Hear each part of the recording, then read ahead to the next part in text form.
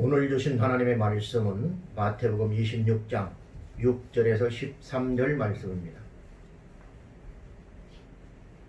예수께서 베다니 나병 환자 시몬의 집에 계실 때에 한 여자가 매우 귀한 향유 한 옥합을 가지고 나와서 식사하시는 예수의 머리에 부으니 제자들이 보고 분개하여 이르되 무슨 의도로 이것을 허비하느냐, 이것을 비싼 값에 팔아 가난한 자들에게 줄 수 있었겠도다 하거늘 예수께서 아시고 그들에게 이르시되 너희가 어찌하여 이 여자를 괴롭게 하느냐, 그가 내게 좋은 일을 하였느니라. 가난한 자들은 항상 너희와 함께 있거니와 나는 항상 함께 있지 아니하리라. 이 여자가 내 몸에 이 향유를 부은 것은 내 장례를 위하여 함이니라. 내가 진실로 너희에게 이르노니 온 천하에 어디서든지 이 복음이 전파되는 곳에서는 이 여자가 행한 일도 말하여 그를 기억하리라 하시니라. 오늘 예수님께서 베다니 나병 환자 시몬의 집에서 식사하고 계셨습니다. 그때 한 여자가 매우 귀한 향유 한 옥합을 가지고 와서 예수님의 머리에 붓게 됩니다. 향유가 예수님의 머리에서부터 발등까지 흘러내리면서 온 방 안의 향기가 진동했습니다. 여인은 자기의 머리털로 예수님의 발을 씻기기 시작합니다. 이 광경을 보던 주변 사람들이 수군거리기 시작했습니다. 제자들은 분개하면서 무슨 의도로 이것을 허비하느냐, 이것을 비싼 값에 팔아 가난한 자들에게 줄 수 있었겠도다 라고 하면서 비난하기까지 했습니다. 그때 예수님께서 너희가 어찌하여 이 여자를 괴롭게 하느냐, 그가 내게 좋은 일을 하였느니라 하시면서 영적 해석을 해 주십니다. 우리는 이 사건 속에서 세 부류의 사람들을 발견할 수 있습니다. 첫 번째로는 나병 환자 시몬입니다. 6절을 보면 예수께서 베다니 나병 환자 시몬의 집에 계실 때에 라고는 말씀이 나옵니다. 향유를 부은 사건은 사복음서 모두가 기술하고 있습니다. 그중 요한복음의 경우는 마르다와 마리아 그리고 나사로의 집에서 일어난 것으로 기록되어 있습니다. 사복음서 모두 베다니를 배경으로 하고 있고 시간적으로도 유사합니다. 당시에 시몬이라고 하는 이름은 신약 성경에만 10회가량 나오는 아주 흔한 이름이었습니다. 특히 열심당 시몬, 마술사 시몬, 구두장이 시몬 등 직업이나 별명과 함께 불려졌습니다. 따라서 나병 환자 시몬이라고 하는 표현 역시 현재 나병 환자라는 말이 아니라 과거 나병 환자였다가 지금은 나아서 사람들과 함께 생활할 수 있는 정상적인 자임을 보여줍니다.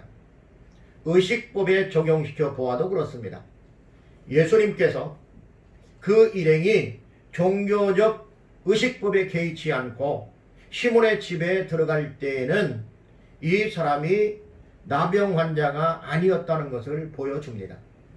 따라서 지금 현재 이 시몬은 과거의 어느 시점에 예수님께로부터 병 고침을 받았을 것이고 그 탐례로 잔치를 마련한 것으로 보는 것이 합당합니다. 이 유추가 맞다면 이제 더 이상 그에게 있어 나병 환자 시몬이라고 하는 이름이 수치스럽거나 숨겨야 할 일은 아니었습니다. 오히려 감사와 찬양의 기억으로 반복되어야 할 일이었던 것입니다. 그 이름으로 불릴 때마다 그는 예수님의 은총을 생각하며 감사를 드렸을 것입니다. 이 사건은 예수님의 제자 마태가 사도가 된 이후에도 여전히 세리란 명칭으로 불렸던 경우와 같습니다. 우리는 그래서 세리, 마태 이렇게 부르고 있습니다. 그런데 문제는 나병 환자 시몬은 본 사건에서 별다른 주목을 받지 못하고 있다는 데 있습니다. 이 시몬은 여기에서 예수님을 초대한 매우 중요한 위치에 있으면서도 이 사건 줄거리에 있어서는 중요 인물이 될 수 없었다는 데 있습니다. 사람들은 이처럼 시몬처럼 어떤 사건에 있어서 중요한 인물로 여겨지는 사람이 있는가 하면 그저 그런 역할만 감당하는 사람도 있습니다. 우리의 과거는 모두 세리 마태와 같았습니다. 나병 환자 시몬과 같은 처지였습니다. 그러나 구원의 주님을 만난 이후 우리의 형편과 처지는 완전히 달라졌습니다. 세리에서 사도로, 나병 환자에서 종교 공동체 안에 들어갈 수 있는 존재로 변화되었습니다. 신분이 달라지면 우리의 위치나 사역도 달라졌음을 보여줍니다. 따라서 우리는 시몬과 같은 위치에만 있을 게 아니고 이제 더욱더 힘써서 이 사건, 이 줄거리의 중심인물 자리로 들어가야 할 것입니다. 두 번째로는 예수님의 제자들입니다. 8, 9절을 보면 제자들이 보고 분개하여 이르되 무슨 의도로 이것을 허비하느냐, 이것을 비싼 값에 팔아 가난한 자들에게 줄 수 있었겠도다 하거늘 이라고는 말씀이 나옵니다. 제자들이 보고 분개하여 라고 하는 말은 제자들의 감정이 어떠했는지를 잘 표현하고 있습니다. 요한복음에는 이러한 불만의 주동자가 가룟 유다라고 적시하고 있습니다. 사실 제자들이 분을 낸 것은 이번이 처음만은 아니었습니다. 그들은 두로의 이방 여인에게도 분을 내었고 어린 아이들을 죽게 데려왔을 때도 그랬습니다. 요한과 야고보의 어머니의 제안에 대해서도 분을 낸 바 있습니다. 이것은 자기들 마음에 있는 생각과 현상적 사실이 배치될 때 일어나는 성급하게 나타나는 악한 감정의 일로입니다. 타락한 인간 본성은 하나님의 거룩한 계획과 경륜을 그대로 받아들이는데 많은 장애가 있습니다. 누구보다 사태의 진전을 잘 파악해서 대처해야 할 제자들이었지만 그들은 이 기름 부음 사건이 갖는 의미를 전혀 깨닫지 못했습니다. 예수님의 진정한 사역, 즉 십자가를 향한 일련의 사건들이 갖는 의미를 파악하지 못하고 있었다는 사실입니다. 그래서 제자들은 무슨 의도로 이것을 허비하느냐라고 다그치게 됩니다. 여기 허비하느냐로 번역된 헬라어 아폴레이아라는 말은 멸망, 손실, 파괴, 심지어 지옥 강화라고 하는 의미로 일말의 생산적인 결과조차 기대할 수 없는 완전한 낭비, 즉 값진 것을 무용지물로 만들어버리는, 모두 소용해버리는 것을 뜻합니다. 이 말은 제자들의 관심은 오로지 노동자 1년치 임금에 해당하는 그 물질에 집착해 있었음을 보여줍니다. 그들의 물질 중심의 평가는 신앙 중심, 사랑 중심이었던 한 여인의 순수한 마음을 무참히 짓밟아 버리고 말았습니다. 실제로 신앙적 무지는 자기 만용과 이웃과의 사랑 파괴라고 하는 부정적인 결과를 가져오게 됩니다. 제자들은 이것을 비싼 값에 팔아 라고 했는데 이 말은 그들이 이미 그 향유의 값이 300데나리온이 된다고 하는 것을 인지하고 있었다는 것을 보여줍니다. 비싼 값에 팔 수 있다는 겁니다. 비싼 값에 팔 수 있는 것을 왜 허비했느냐는 겁니다. 그러고 나서 그들은 가난한 자들에게 줄 수 있었겠도다 라고 하는 합리적인 해석을 하고 있습니다. 사람들은 누구나 다 이처럼 합리적인 사고로 사건을 전개시키고 또 해석합니다. 신앙적인 것은 그러나 그렇게 합리적인 것만으로 끝나는 것은 아닙니다. 신앙이라고 하는 것은 이런 합리적인 사고방식 위에 초월적 하나님의 말씀이 있다고 하는 것을, 하나님의 능력과 말씀의 능력이 존재한다는 것을 우리는 인지해야 할 필요가 있습니다. 우리는 이것을 믿음이라고 합니다. 유월절에 예루살렘을 찾는 순례자들이 가난한 자들에게 차선을 베푸는 일은 그 당시 하나의 관행으로 있었습니다. 예수님께서도 가난한 자들을 구제할 것을 누누이 전파한 바 있습니다. 이런 사실로 미뤄볼 때에 실제로 이 사건이 일어난 곳으로부터 수십 리 안팎에 수천 명의 가난한 사람들이 있었을 것이라고 하는 것을 유추해 볼 수 있습니다. 가룟 유다가 마음에 품었던 동기와 제자들의 의로운 분노 사이에 어떤 간극이 있는지 우리는 알 수 없습니다. 하지만 예수님의 의도와는 전혀 다르다는 것을 우리는 알 수 있습니다. 예수님께서 보기에 저들의 태도는 지나치게 현실적이고 물질 중심적인 것이었습니다. 저들은 며칠 후 일어나게 될 예수님의 십자가 처형 사건에 대한 무지를 드러내고 있었습니다. 가난한 사람들은 그들 곁에 있지만 하나님의 때는 그렇지 않다는 것을 그들은 몰랐다는 사실입니다. 오늘날 우리가 살아가는 이 시점에서도 그런 사람들이 너무나 많습니다. 교회를 운영함에 있어서, 신앙생활함에 있어서 현실적이고 그리고 또 합리적인 것이 최고의 결정적인 어떤 것인 줄 알고 있다는 사실입니다.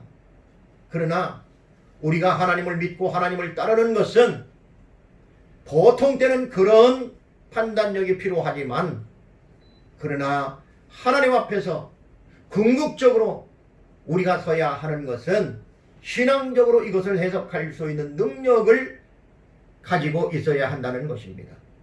다시 말해서 누가 어떤 실수를 했을 경우 합리적인 것은 그 실수를 이것이냐 저것이냐를 따져서 그 판단대로 결정하고 상벌을 주는 것이 원칙이지만, 그러나 신앙이라고 하는 것은 상대방, 형제나 자매, 우리 주변에 있는 사람들이 잘못했을 경우 용서하고 이해하고 관용을 베풀므로 말미암아 하나님의 마음을 전달할 수 있는 기회와 통로로 삼아야 한다는 것입니다.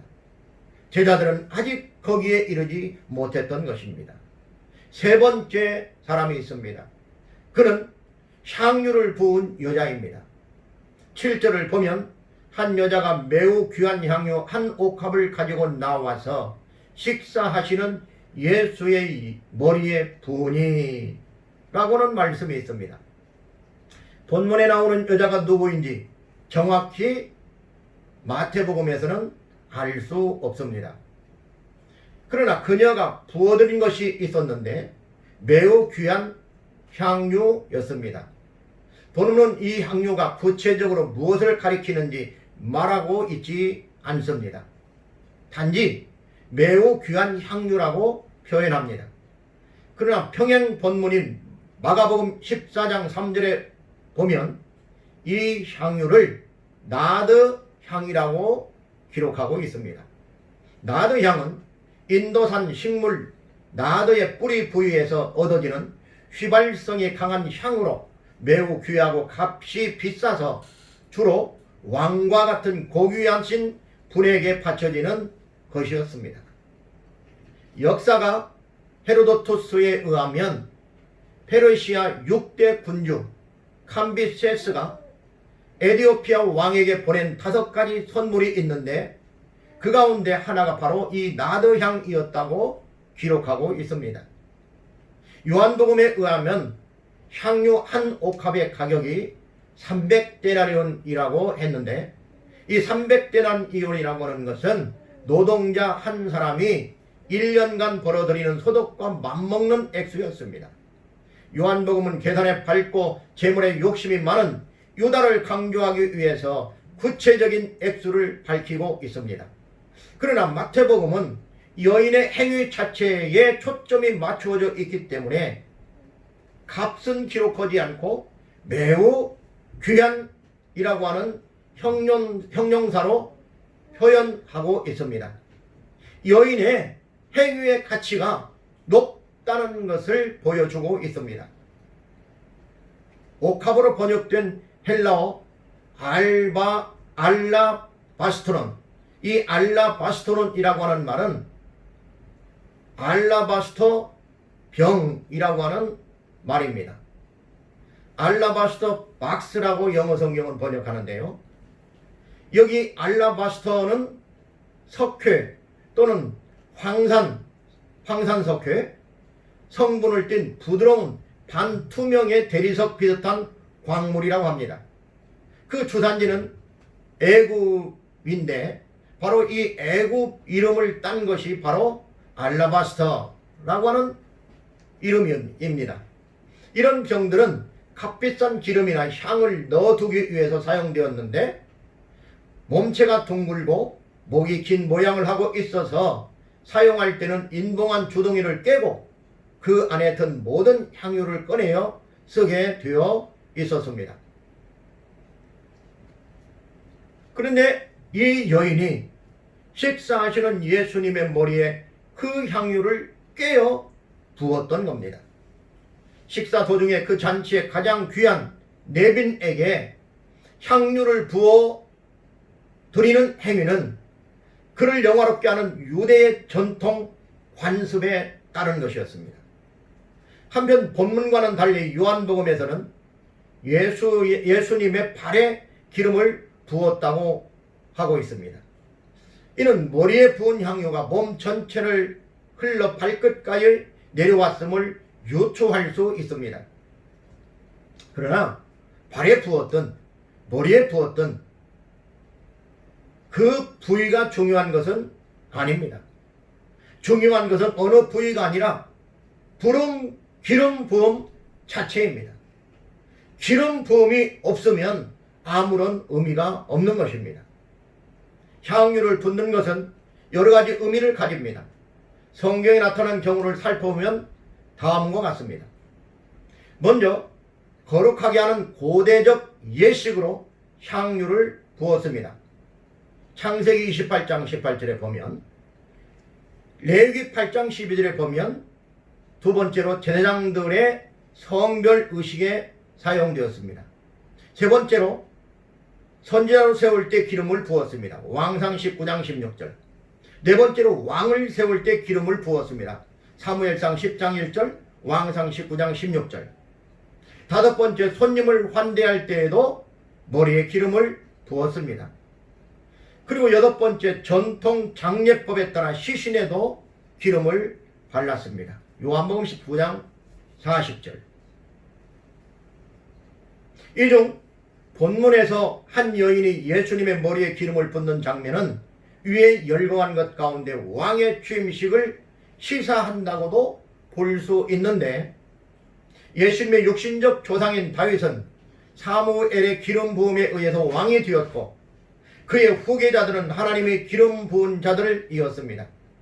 이러한 고대 의식에서 요추하여 다윗 가문의 메시아도 기름 부음 의식에 의해서 임명될 것으로 여러 세대에 해석하고 있었습니다.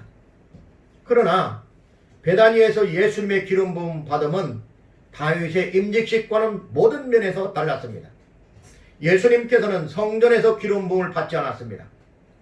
예수님은 예루살렘 성전 밖 평범한 장소에서 기름 부음을 받았습니다. 그리고 예수님의 주기식은 왕이나 사제가 임직을 받을 때처럼 화려함과 장관 속에서 축하한 게 아니라 한 초라한 집에서 식탁 교제를 하면서 행해졌다는 사실입니다. 그런가 하면 예수님은 대제사장에 의해서가 아니라 한 익명의 여인에 의해서 기름 부음을 받았습니다. 그리고 예수님의 기름 부음 받음은 축하와 칼채를 받은 게 아니라 오히려 주변 인물들로부터 비난을 받았다는데 다른 점이 있습니다. 따라서 본문은 기름 부음 받음은 예수님께서 말씀하신 바대로 장사를 위한 준비 작업으로 보는 것이 더욱 자연스럽습니다. 이 여인은 순수하게 예수님께 대한 다함없는 헌신과 사랑의 표로 기름을 부었습니다.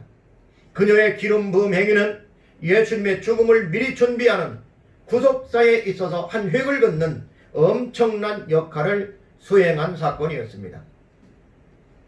세상에는 나병 환자 시몬과 같은 사람이 있는가 하면 예수님의 제자들과 같은 사람도 있습니다.